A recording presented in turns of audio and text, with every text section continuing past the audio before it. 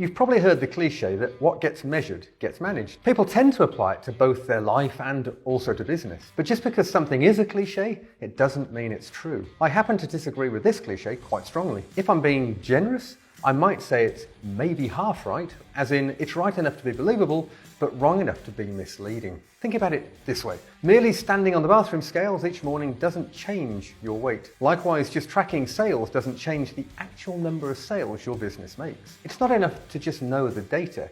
You have to use the data, and you have to know how to use the data, which is what matters. Of course, measuring key metrics is important. It provides objectivity that leads to meaningful insights. But to be meaningful, your data has to be fact-based. Let that sink in for a moment. It's so important because it's the difference between thinking something and knowing something. It's a bit like when I go for a run. Some days it just feels harder. And when I perceive it to feel hard, while I know it's subjective, I slow down a little. It's totally natural, as the brain is hardwired to protect us.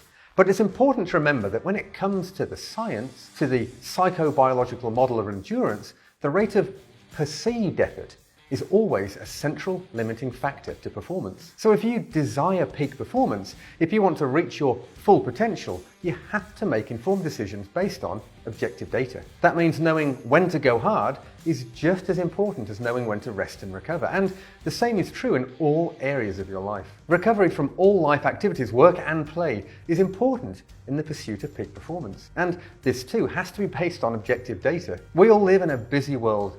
With all the white noise of work and our life commitments, most of us know we should pay more attention to reducing stress and getting 7 to 8 hours of quality sleep every single night. It's no secret that chronically high stress and inadequate sleep leads directly to ill health and ultimately reduced life expectancy. And that's not a great strategy for the one shot at life that we get. Think about how many times a loved one has asked you, "How did you sleep last night?"